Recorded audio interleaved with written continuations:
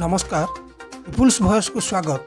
बंधुगण आसंतु नजर पकईवा राज्यर किसी गुरुत्वपूर्ण खबर उपर से वीडियो को शेष पर्यंत देखंतु एवं चैनल को लाइक शेयर एवं सब्सक्राइब करंतु।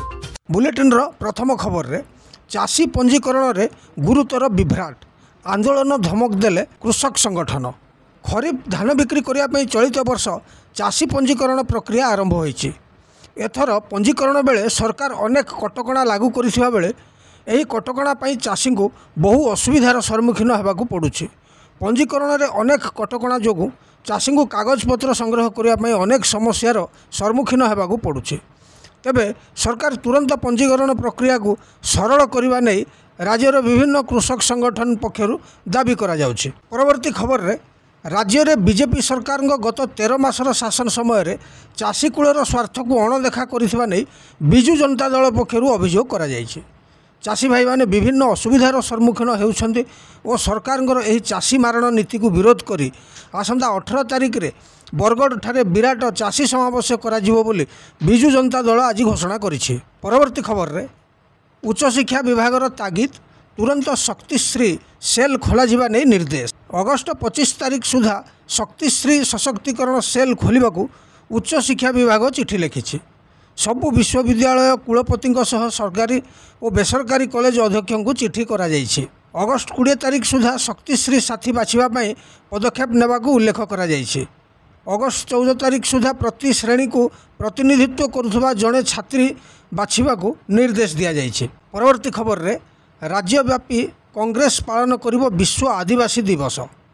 समग्र विश्ववासी सह ताल मिसई आदिवासी अधिकार संस्कृति एवं स्वाभिमान सुरक्षा पाई ओडिशा प्रदेश कांग्रेस कमिटी पक्षरु अखिल भारतीय कांग्रेस कमिटीर निर्देश क्रमे विश्व आदिवासी दिवस देशव्यापी आसंता 8 तारिख एवं 9 तारिख 2 दिन धरी पालन करा जिवो। एही अवसर में आदिवासी कांग्रेस माध्यम प्रत्येक जिला मुख्यालय एवं सदर महकुमा ठारे आदिवासी अधिकार सुरक्षा एवं जंगल अधिकार आईन सुचारू रूपे कार्यकारी निमंते राज्यर प्रत्येक जिलार जिलापाल मानकु दाबीपत्र प्रदान करा जिबा नै प्रदेश कांग्रेस कमिटी सभापति श्रीजुक्त भक्तचरण दास प्रकाश करिसेंति। परवर्ती खबर रे मेरिट योजना कार्यकारी को नहीं सरकार को अनुमोदन। माननीय प्रधानमंत्री नरेंद्र मोदी भारतर शिक्षा दृश्यपटर वैप्लविक परिवर्तन आनिबा दिगरे विशेष गुरुत्व देउछंती। प्रधानमंत्री अध्यक्षतार शुक्रवार अनुष्ठित केंद्र कैबिनेट रे जातीय शिक्षा नीति सह समन्वय रखी 175 इंजीनियरिंग प्रतिष्ठान एवं 100 पॉलिटेक्निक को नहीं गठित 275 वैषयिक प्रतिष्ठान रे वैषयिक शिक्षार बहुविध शिक्षा एवं गवेषणा उन्नति मेरिट योजना कार्यकारी करने प्रस्ताव को अनुमोदन करा जायछि।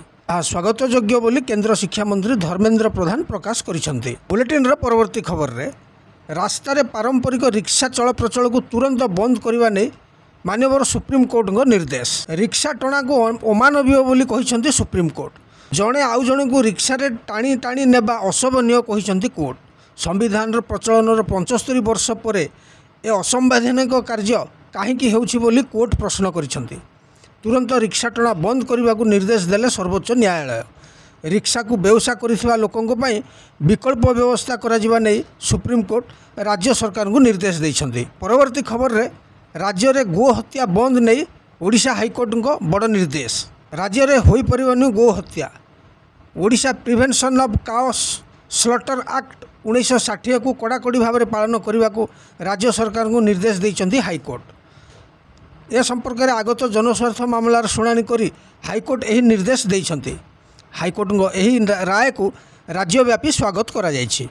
बुलेटिन रे परवर्ती खबर रे चाषी को शोषण कले बीमा कंपनी तुरंत प्रतिकार व्यवस्था ग्रहण नहीं कृषक संगठन पक्षरु दाबी। फसल बीमा प्रीमियम बाबद कंपनी गुड़िक प्रतिवर्ष कोटी कोटी टंका नेउछन्ति हेले फसल क्षति आधार में चाषी मानकु क्षतिपूरण देउनाहांति।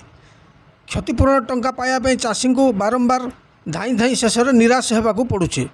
तेबे कंपनी गुड़िक बीमा प्रीमियम बाबद जेतिक टंका नेउछन्ति तार 4 भागरू भागे भी क्षतिपूरण मिलू नथिबा नै कृषक संगठन पक्षरु प्रकाश करा जाउछि। परवर्ती खबर रे राज्यर 9 जिल्ला रे नियंटिया वर्षा जरूरी पदक्षेप नहीं चाषी को परामर्श।